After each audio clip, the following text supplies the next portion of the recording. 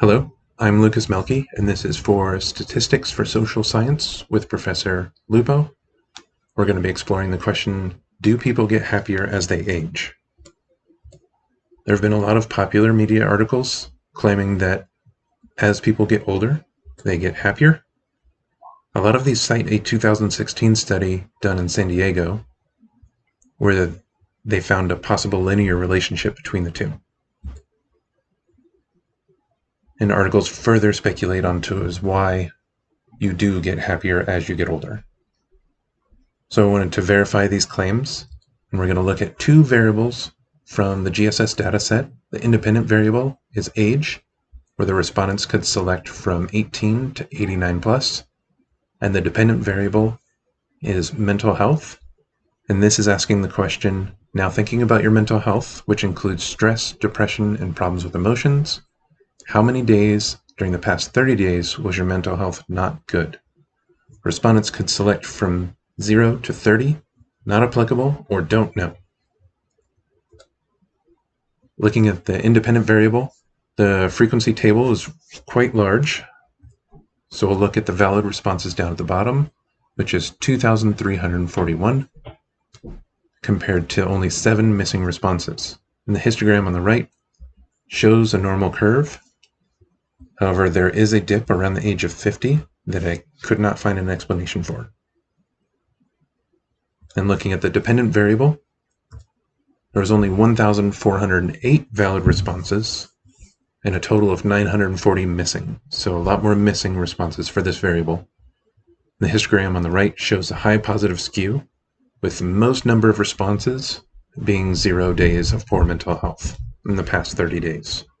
Looking at the descriptive stats, see the mean age of respondents was almost 49 years old, and the number of days of poor mental health was 3.56, and the mode was at 0 days of poor mental health.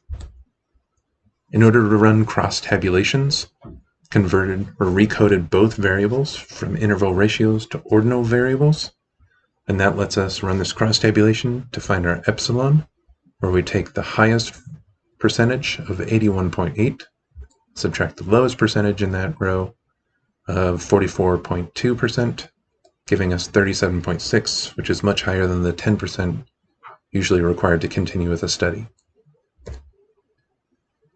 And then doing gamma measures of association, because they're interval ratios again, the value was found to be negative 0.178, showing a moderate negative association, meaning as a person's age goes up, the number of days of poor mental health goes down.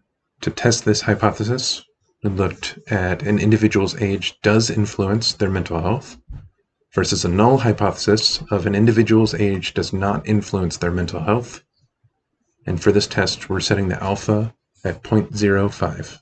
With these two interval ratio variables, we ran the ANOVA and found that the significance was less than 0.001, which is significantly smaller than our 0.05 alpha that we set, so we can reject the null hypothesis with fairly high confidence. You can also look down at the coefficients, where the number of days of poor mental health can be estimated by 5.602 minus 0.047 times their age. In the example at the bottom, we use the age of 50, which will give us approximately 3.25 days of poor mental health. Comparing that to a study from Texas Women's University, and they also included GSS data from 1972 all the way up until 2016. So they found that an individual's health does not affect them as much when they're older as it does when they're younger. And the same is true for income. And they also looked at generational differences and found that each following generation was more happy than the previous generation. When they combined all of this and ran logistic regression, they found a J-curve. So starting out at 18, they were fairly happy, and then that happiness declined until the age of 50, where it began to rise again. One variable not explored by that fairly extensive study was the happiness in the workplace compared to overall happiness, or how satisfied they were with their job. And if we look at our histogram for number of days of poor mental health, there are spikes around multiples of 5, which corresponds to a 5-day work week. In addition, once someone reaches retirement age, the number of days of poor mental health significantly decreases. So with that, in the GSS data, looking at work satisfaction versus happiness, you'll likely see that if someone is not happy in their job, they will likely have an increased number of days of poor mental health.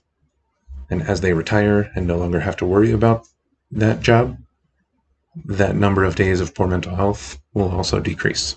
In this study, exploring these two variables looked at the claims that you get happier as you get older, and we were able to verify those. However, we were also able to identify several other variables besides just age that contributes to someone's happiness. With that, here are the references, and thank you for your time.